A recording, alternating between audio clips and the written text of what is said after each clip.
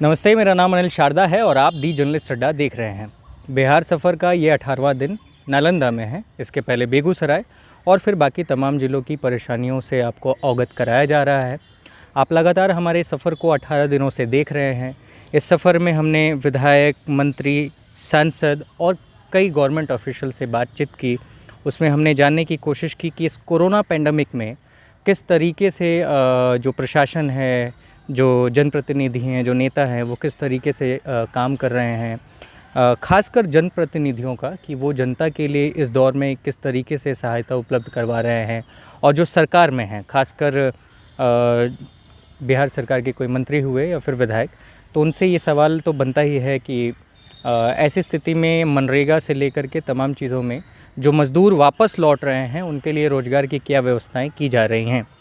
इसी दौरान आज सुबह आपने देखा कि एक वीडियो में हम लोगों ने मंत्री श्रवण कुमार जी से बातचीत की और तमाम पहलुओं पे हमारी चर्चाएं हुई। अब जो दोबारा एक चर्चा होने वाली है वो नालंदा के सांसद महोदय से होने वाली है। सांसद कौशलेंद्र कुमार हैं। 2009 में पहली बार चुनाव इन्होंने लड़ा, सांसद बने। 2014 में फिर दोबारा से चुनाव लड़ा और बहुत ही माइनर वोटों के साथ उस समय इनकी जीत हुई थी। हालात ऐसे भी थे कि कहीं हार ना हो जाए, लेकिन जीत हो गई। और 2019 में ये वही सांसद है जिन्होंने रिकॉर्ड वोटों से, यानी कि 2.5 लाख वोटों से चुनाव जीता और तीसरी बार सांसद चुनकर आए हैं। 1 साल का कार्यकाल पूरा हो चुका है और 1 साल के कार्यकाल के बाद ही जो कोरोना की महामारी है वो पूरे देश में इस समय फैली हुई है, जिसमें बिहार अछूता नहीं है। बिहार में इस वक्त 5,800 से ज़्यादा केसेस आ चुके हैं। 35 से ज़्यादा लोगों की मौतें हो चुकी हैं। वहीं 2400 से कुछ ज़्यादा लोग ठीक भी हो चुके हैं। अब सवाल की बारी आती है। सवाल मेरा पहला ये रहेगा कि कोरोना महामारी के दौर में आप लोगों ने पिछले 3 महीने लॉकडाउन देखा। तमाम जनता, जो बिहार की जनता थी, वो सड़कों पे थी, आ रही थी और उनके लिए व्यवस्थाएं नहीं हो पा रही थी। पहला सवाल थोड़ा तीखा रहेगा कि मुख्यमंत्री साहब ने भी शुरू के 1.5 महीने तक कोई भी मज़दूरों के लिए आगे बढ़ के फ़ैसला नहीं लिया। इस चीज़ को आप किस तरीके से देखते हैं और आपकी इस पे टिप्पणी क्या है, राय क्या है? देखिए, जब से लॉकडाउन हुआ उस समय से खास करके बिहार में नीतीश कुमार जी ने एक बात कहा था कि जो बिहार से बाहर जो लोग हैं वो वहीं रहें, वो ज़्यादा अच्छा है। लेकिन विपक्ष के द्वारा इतना सवाल दागा गया। कुछ लोग कहें कि हम 30 बस हरियाणा भेजे हैं बच्चों को लाने के लिए, कोई कह रहे हैं 2000 बस हम भेज रहे हैं। और लगातार विपक्ष इतना बात करने लगा कि भाई उसके लिए उन्होंने एक प्लान बनाया।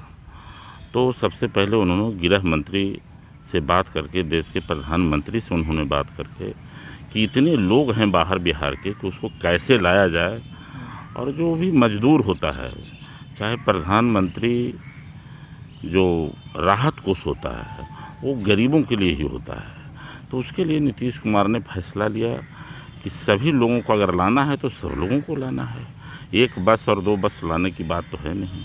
तो उन्होंने गृह मंत्री और प्रधानमंत्री से बात करके एक सिस्टम बनाया। आपने यह भी देखा होगा कि उत्तर प्रदेश के मुख्यमंत्री जी ने भी कई जगहों से बस से ही आदमी मंगाना शुरू कर दिए। तो उस समय नीतीश कुमार जी को बहुत लोगों का कुछ कांटा सहना, रोष झेलना पड़ा। लेकिन उन्हीं का बात आज सही सब लोग कह रहे हैं। उनका फैसला बहुत अच्छा था। और उतना ही नहीं, जो फैसला बाद में लिए तो सारे देश के लिए लिए कि एक कानून आप बनाइए, कि एक तरह के ऐसा कानून बनाइए जिससे कि बिहार ही नहीं बल्कि देश के लोग जो भी बाहर हैं वो अपने घर आ सकते हैं। उसी के तहत गृह विभाग ने एक कानून बनाया और रेलवे के द्वारा सभी जो मजदूर लोग थे, जो श्रमिक थे, जो बाहर में फंसे लोग थे, पर्यटक थे, जो भी लोग थे, उनको आने का एक अच्छा आज नतीजा उसका निकला है। आज तक ट्रेन आ रही है। और मैं समझता हूँ कि लॉकडाउन के समय में चाहे बिहार के लोग दिल्ली में हों, हरियाणा में हों, जहाँ भी देश के किसी कोने में हों, सबको उन्होंने प्रयास किया कि हम उसको खाना का इंतज़ाम करें। मैंने देखा कि हर जगह से बिहार भवन के जो हमारे सेक्रेटरी हैं उनको लगातार जहाँ से भी हम लोग को कॉल आ रहा था, मांग हो रहा था कि हमें राशन चाहिए, हम लोगों ने अपने व्हाट्सएप पर उनका सूची, मोबाइल नंबर मंगा रहा था और डायरेक्ट बिहार भवन को भेज रहा था। अगर वहाँ से देरी होता था, हम लोग देश भर में सांसद से जान पहचान है, तो सभी सांसदों से भी हम लोग मदद ले रहे थे, चाहे देश के किसी कोना में बिहार के लोग हों, नालंदा के लोग हों। स्वाभाविक चीज़ है, हम लोगों ने जो प्रयास किया है और मुख्यमंत्री जी का जो प्रयास रहा है कि कैसे बिहार के में जो बाहर लोग हैं कैसे सुरक्षित रहें, कैसे उनको अच्छा से खाना मिले। लेकिन एक चीज़ मैंने इसमें देखा कि जो बाहर लोग थे, चाहे फैक्ट्री में काम करने वाले लोग थे या मकान का काम करने वाले लोग थे, उन लोगों ने श्रमिक को समझा नहीं कि श्रमिक हमारा है, हमारे के यहाँ काम करता है, उसको अच्छा भोजन दें। एक काम उन लोगों ने नहीं किया। आज उसी का नतीजा है कि जो प्रवासी वहाँ से लोग आए हैं बिहार, लगातार यही बात बोलते हैं कि अब हम बिहार से बाहर नहीं जाएंगे। और नीतीश कुमार जी ने बड़ा फैसला लिया है कि जो लोग आए हैं हम सबको अब काम देंगे, इसका इंतज़ाम वो कर रहे हैं। ठीक है, काम देने का इंतज़ाम हो रहा है। कई बार तो ऐसा भी है कि अभी पंचायतों में उस स्तर से काम की तेज़ी नहीं आई है कि मज़दूरों को काम मिल पाए, और जहाँ तहाँ ऐसा हो भी रहा है तो आरोप है पंचायतों के लोगों का, जो मैं अभी देख कर आया हूँ। सबूत के तौर पे उसके वीडियोज़ वगैरह भी मैं उपलब्ध करा दूँगा आपको। बेगूसराय की एक घटना है, वहाँ पे एक पंचायत है पबड़ा, वहाँ के कुछ लोगों का ये कहना है कि पंचायत के जो मुखिया हैं वो काम करवा रहे हैं, ठीक है, लेकिन उसके लिए जो मज़दूर बुलाए जा रहे हैं वो बाहर से बुलाए जा रहे हैं, दूसरे पंचायतों से। एक सेलेक्टेड होते हैं ना कुछ मज़दूर कि हाँ यही लोग काम करेगा, तो पंचायत में जो लोग और हैं, बाहर से आए हुए लोग हैं, उन्हें नहीं मिल पा रहा है, या फिर जो लोग ऑलरेडी उस पंचायत में हैं। तो ऐसी भी परिस्थितियाँ हैं। तो ऐसे में उन मुखियाओं के लिए आपके क्या संदेश हो सकते हैं?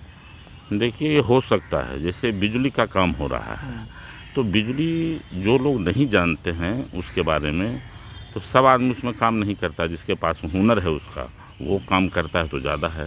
लेकिन यह जो चुनौती है, अब तो राज्य सरकार ने हर पंचायत में के लोग जो क्वारंटाइन सेंटर था उसमें बजाबता जो जहाँ जिस चीज़ में काम कर रहे थे, चाहे कपड़े के मिल में कोई काम कर रहे थे, कोई साइकिल बनाने वाला, कोई मोटरसाइकिल बनाने वाला, कोई गैरेज में कार बनाने वाला, उस तरीके के जो लोग हैं, जो भी जिनके पास हुनर है, या मकान बनाने वाला, जिनके पास जो हुनर है, उसी टाइप से सरकार प्रयास कर रही है कि हम काम देने का काम करें। कोई जूता बनाने वाला है, कोई चटाई बनाने वाला है, कोई ताड़ी उतारने वाला है, तो उसके लिए भी इंतजाम सरकार ने किया है कई तरह का। ताड़ी उतारने वाले का भी? हाँ, हमारे के यहाँ है, रोज़गार मिला है। अच्छा। और उतना ही नहीं, अभी तो मुख्यमंत्री जी ने यह भी कहा है कि हम नया नीति लेके आ रहे हैं, उद्योग नीति, और उसके तहत हम लोगों को रोज़गार देंगे। एक बहुत बड़ी बात है, कोई साधारण बात नहीं है। लगातार उनका ये चल रहा है। सारे क्वारंटाइन सेंटर में जो लोग रह रहे थे उन लोगों से उन्होंने वीडियो कॉन्फ्रेंसिंग से बात करके और लोगों का हालचाल जाना, और उसी समय मैंने देखा कि कई लोगों ने कहा कि नून रोटी खाएंगे, हम बिहार से बाहर नहीं जाएंगे। ये बहुत बड़ी बात है। सर, नून रोटी तो आप लोग खिला देंगे?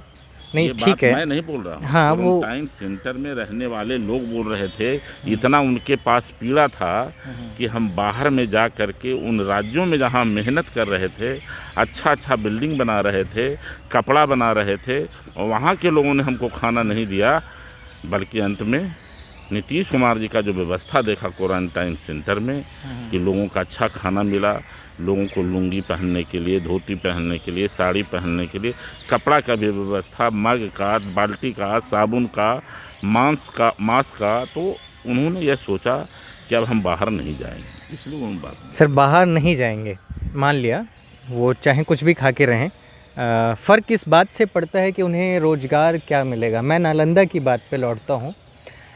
15 सालों से बिहार में आपकी सरकार है, जेडीयू की सरकार है, और ऐसे में जो यहाँ पे रोज़गार हैं, रोज़गार के नाम पे क्या है, टूरिज़्म है।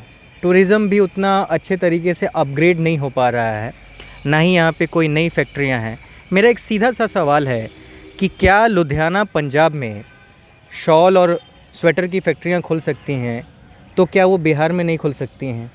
क्या सूरत गुजरात में साड़ी की फैक्ट्रियां खुल सकती हैं तो क्या वो यहाँ पे नहीं खुल सकती हैं? आईटी हब बेंगलोर जैसे शहर हैं, चेन्नई जैसे शहर हैं, मुंबई में भी है, दिल्ली में भी है। क्या वो बिहार का पटना नहीं हो सकता? क्या बिहार का नालंदा नहीं हो सकता, जहाँ पे युवाओं को और तमाम तरह के जो लोग हैं उन्हें रोज़गार मिल सके? आखिर क्यों बाहर जाना पड़ता है? क्योंकि जब बाहर जाना पड़ता है ना तो इन बिहारियों को भपकियाँ सहनी पड़ती हैं सर, इंक्लूडिंग मी। मैं खुद को भी इससे बाहर नहीं समझता हूँ। और होता क्या है पता है, जो यहाँ के बिहारी लोग बाहर जाते हैं और जो शिक्षित लोग हैं, मैं शिक्षित लोगों की भी बातचीत करता हूँ, कुछ भी इस तरीके की चीज़ होती है तो वो लोग क्या करता है, एक पुराने बिहार के इतिहास को उठाता है और तलवार बना के हमला कर देता है कि हमारे बिहार ने शून्य दिया, ये किया, फला फला ब्ला ब्ला ब्ला। इससे हमारे बिहार के पुरातत्व इतिहास को लेकर के क्या वर्तमान में जिया जा सकता है? क्या आज रोज़गार नहीं चाहिए? क्या नालंदा को रोज़गार नहीं चाहिए? देखिए, नालंदा यानी पूरे बिहार को रोज़गार चाहिए। हमारे पास युवा जो हैं बाहर जो जा रहे थे उनको कैसे रोज़गार दिया जाए, इसके लिए लगातार कहे आपको बताया कि नीति इसकी बन रही है। आप कह रहे हैं जैसे उद्योग धंधे यहाँ नहीं हैं, तो कपड़े का मिल यहाँ भी लग सकता है। और नीतीश कुमार ने इसकी सारी तैयारी कर ली। जितने भी बिहार में बंद पड़े चीनी मिल हैं उसका उन्होंने सर्वेक्षण कराया है। उनका प्रयास है कि बड़ी बड़ी इंडस्ट्रियाँ वहीं पर लाएं, और जहाँ जहाँ उनका प्रयास है कि हर ज़िले में जो जहाँ है उसको हम कैसे उद्योग धंधा कैसे हम लाएं, बाहर से लोगों को निमंत्रण दे करके। जो जैसे इंग्लैंड में डॉक्टर हैं वो यहाँ आ रहे हैं, कई लोग, अभी 2-3 डॉक्टर से हमारी बात हुई, वो लोग कह रहे हैं कि हम यहाँ आकर के बड़ा बड़ा क्लिनिक खोले हैं। अब ये वो प्राइवेट होगा लेकिन रोज़गार तो मिलेगा। जहाँ 300 बेड का हॉस्पिटल बनेगा तो वहाँ पर छोटे अधिकारी भी रहेंगे, सफाई कर्मी से ले करके बड़े बड़े डॉक्टर तक रहेंगे। रोज़गार तो पैदा करना पड़ेगा। रोज़गार तो खैर आ जाएगा सर, लेकिन फिर सवाल वो होता है कि सरकारी अस्पतालों के जो हाल हैं वो बहुत बुरे हैं। कहीं तो वेंटिलेटर नहीं, कहीं तो ऑक्सीजन नहीं, कहीं तो मास्क नहीं, कहीं तो सिक्योरिटी नहीं, कहीं तो ब्लड बैंक नहीं, और कहीं तो मेडिकल नहीं अस्पतालों में जो फ्री मेडिसिन वगैरह वितरण होता है। ऐसी स्थिति में 15 साल गुजर गए, और कितनी साल चाहिए? हम बात जंगल राज की नहीं करना चाहते हैं, जो लालू राज रहा उसकी बात नहीं करनी है। वो गलत थे या फिर कमियां थी, तब सरकार ने जनता ने आपको चुना और आप पे भरोसा जताया और लगातार 15 साल दिए। ये साल भी मुझे जहाँ तक लगता है जनता दल यूनाइटेड ही एनडीए की सरकार ही बनने वाली है। क्यों, ये मुझे कहना नहीं चाहिए, पर मैं पिछले 17-18 दिनों में जितना बिहार को घूमा, वहाँ के लोग यही कह रहे हैं कि कोई और नहीं है तो यही सही। तो अगर फिर से यही सही तो फिर और कितना दिन इंतज़ार करना पड़ेगा? देखिए, नीतीश जी का जो कार्यकाल रहा शुरू से वो विकास पर ही होते हैं। ऐसा नहीं है कि पहली बार वो विकास नहीं किए हुए रहते तो दोबारा होते, दोबारा अगर विकास नहीं किए हुए रहते तो तिबारा होते। हम आपको याद दिलाना चाहते हैं, उस राज का नहीं, जो चीज़ छोड़ के वो लोग गए हैं, एक टूटा हुआ बिहार था, न सड़क था न बिजली था। हर चीज़ को नीतीश कुमार ने उसको पटरी पर लाने का काम किया। पिछले चुनाव में आप याद करिए, जब विधानसभा का चुनाव हो रहा था तो उन्होंने कहा था कि हर गांव को घर घर में बिजली दे दूंगा, ये मैं वादा करता हूं। आज वो वादा पूरा हो गया। और अभी उन्होंने एक बात कहा है कि बिहार के बेरोज़गारों को मैं रोज़गार दूंगा। तो मुझे पूरा भरोसा है नीतीश कुमार पर कि आज तक उन्होंने जो कहा है वो काम किया है। बिहार में उद्योग लगेगा, लोगों को रोज़गार भी मिलेगा, चाहे जल जीवन हरियाली के तहत मिले, हर तरह के रोज़गार मिलेगा।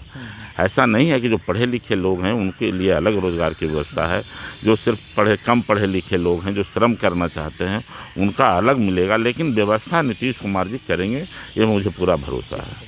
आखिरी सवाल और बहुत ही सिंपल, कोरोना पेंडेमिक में 3 महीना देश लॉकडाउन रहा, बिहार भी रहा। अब लॉकडाउन ख़त्म हो चुका है, सरकार ऐड कर रही है, तमाम चीज़ें कर रही है सोशल डिस्टेंसिंग को लेकर के। लेकिन अगर आप नालंदा शहर को देख लें, मैं बेगूसराय देख के आया, भागलपुर देख के आया, पूर्णिया, तमाम शहर देख के आ रहा हूँ। जब से लॉकडाउन ख़त्म होने का ऐलान हुआ है, लोग सोशल डिस्टेंसिंग का पालन नहीं कर रहे हैं।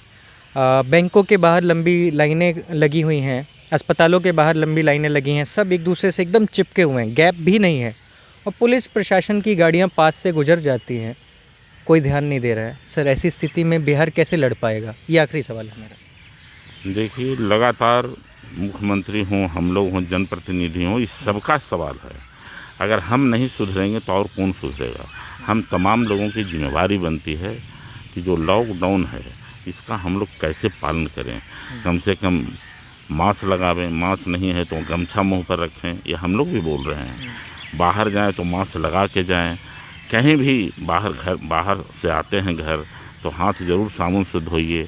इतना बात हम लोग भी बोल रहे हैं, लेकिन कहीं कहीं सुबह और शाम में जो बाज़ार का टाइम होता है उसमें लॉकडाउन का पालन नहीं किया जाता। खास करके डिस्टेंस जो है, जो 2 मीटर रखने का, उसमें देख रहे हैं कि ज़्यादा दिख। लेकिन लोग समझदार हैं, ऐसा नहीं है कि हर लोग नहीं समझ रहे हैं। कुछ लोग ऐसे हैं जो इसका ख्याल नहीं रख रहे हैं। लेकिन आप हम भी शहर में हैं, कभी कभी निकलते हैं तो इसका ध्यान देखते हैं, लोग रखते हैं।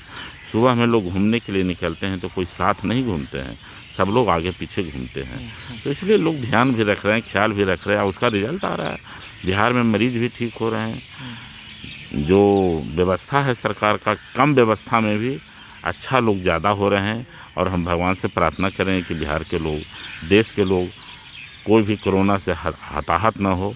इससे लड़ने की ज़रूरत है, बल्कि हम लोग को सचेत रह करके आगे बढ़ना है। सांसद कौशलेंद्र कुमार हमारे साथ थे। इनसे तमाम मुद्दों पे हम लोगों ने बातचीत की, जाना कि कोरोना पेंडेमिक में सरकार की क्या तैयारियां हैं और जो रोज़गार वगैरह की जो बातें हैं उन मुद्दों पर भी विस्तार से चर्चा हुई। और इस वीडियो में सिर्फ इतना ही। मेरा नाम अनिल शारदा है। फिर कल एक नए जिले से मुलाकात होगी, तब तक के लिए धन्यवाद।